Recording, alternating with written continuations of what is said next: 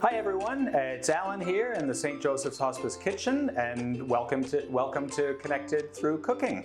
Today we're going to be doing two different styles of mashed potatoes, and this video is a bit of a prerequisite video for some of the recipes that we're going to be doing a little bit later on in the program. And it's really important just to have sort of basic knowledge and technique of properly mashing potatoes for some of the future recipes that we're going to be making. So the potatoes that we're using for mashing today are yellow potatoes. Yellow potatoes are the best potatoes to use for mashing, and probably the most popular yellow flesh potato would be a Yukon Gold. That's a type of yellow potato, but when you're shopping for potatoes for mashing, always look for yellowed fleshed or the Yukon Gold brand potato. A few things to keep in mind while you're preparing to mash your potatoes.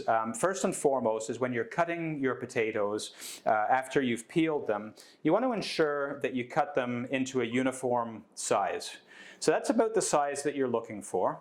If you make them too big, what will happen is as they cook, the outside will overcook and the inside will be underdone, and you'll end up potentially with lumpy potatoes. If you make the potatoes too small, then what's going to happen is they are going to deteriorate a little bit too quickly in the water, and there won't be a lot of substance to be working with. The other thing that you want to do is always start your mashed potatoes in cold water. So I've got these potatoes in cold water right now. Make sure that you have a pot that's big enough to be able to accommodate the number of potatoes that you have. Lots of room for bubbling and movement. And you also want to make sure that you appropriately salt your water. I like to salt my water like it's the sea. So a lot of people will undersalt it, but the more salt that you put into the water at this stage, the more flavor you're going to infuse into your potato and the less seasoning that you're going to have to do at the mashing stage or before you eat it. So always start them from cold, cut them to a uniform size, and salt your water adequately. Use yellow flesh potatoes, and what I'm going to do is I'm going to put them now on the stove. These are going to take about 40 minutes to boil, and we'll wait for them to boil, and we'll come back and I'll demonstrate the mashing process after that. So it's been about 40 minutes and the potatoes have been boiling away. They are actually ready for the next step. And the reason that I know that they're ready for the next step is that when I either stick a fork or knife into them, they really get quite crumbly on the outside. They're really soft all the way through. And that's what you want to see, is you want to start seeing them kind of crumbling apart and breaking apart fairly easily. In cooking them this well, you're going to ensure fewer lumps in your potatoes and fewer sort of harder uncooked bits. So I'm going to go and strain them, and then I'll show you how to prepare these mashed potatoes in two different ways.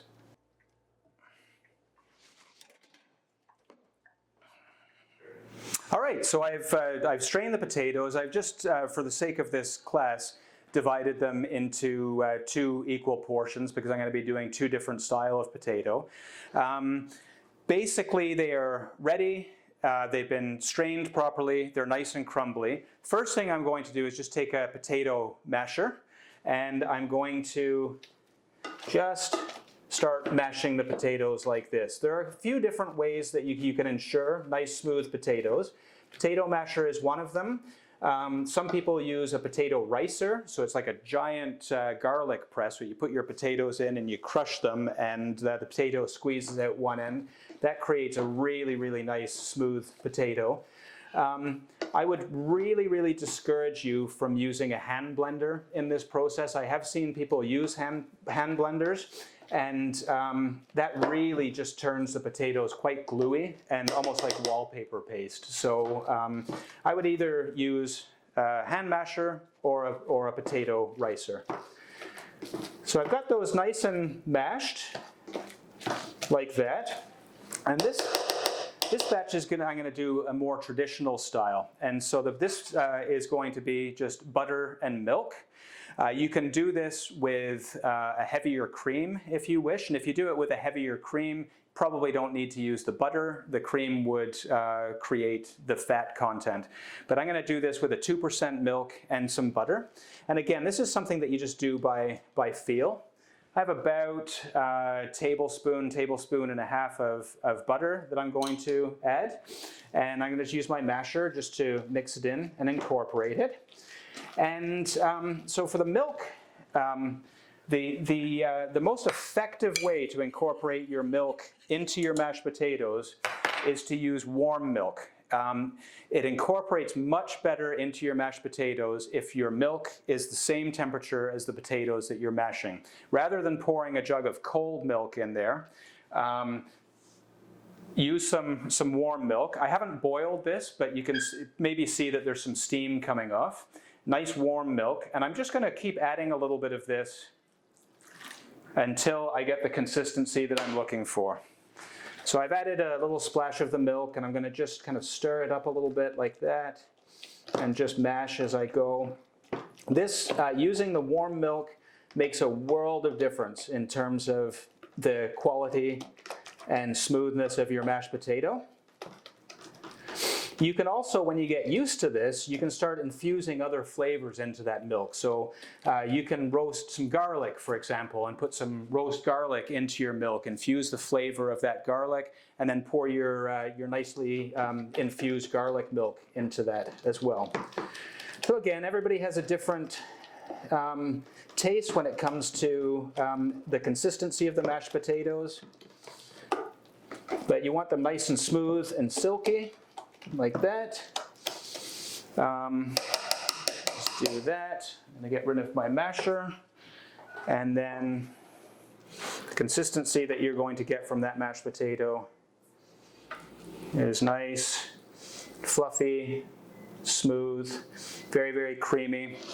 I typically, because I salted the water quite heavily when the potatoes were boiling, I don't add any salt at this stage. Also, the butter that I'm using is a salted butter as well. But if seasoning is really important to you, you might want to have a taste of the potatoes, add a little bit of salt and pepper to your liking. Okay, so that's your sort of traditional style mashed potato. Now I'm going to do a bit more of a rustic style. And again, I'm going to just mash these potatoes. And this style of mashed potato that I'm doing right now does not require you to have them silky smooth like the more traditional. In fact, I kind of like this recipe with a few more chunks. A little more rustic, so I'm doing a little less mashing. And you may recall from seeing the leek video that I showed you how to clean and chop some leeks.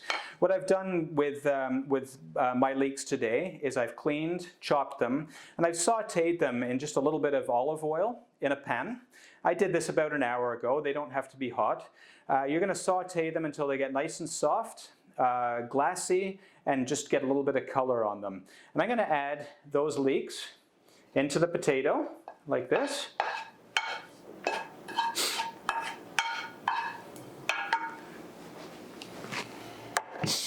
And then I'm going to add some olive oil. And again, this is where you sort of add as much olive oil as your tastes call for. I'm going to start with a couple of tablespoons of olive oil. And I'm just going to give it a mix. So you're not actually doing a mashing motion at this stage, you're just mixing it like this. And this is a great alternative for people who are lactose intolerant. They don't want any lactose in their potatoes. You season this with some salt and pepper. It's a really, really great, flavorful recipe.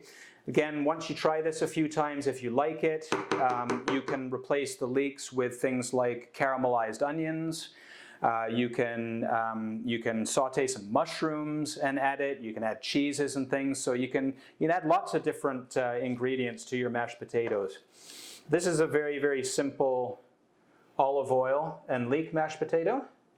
It's got some nice color. It's got a really nice aroma. And it's got great, great flavor. And a little bit more rustic. So those are your two mashed potatoes for today.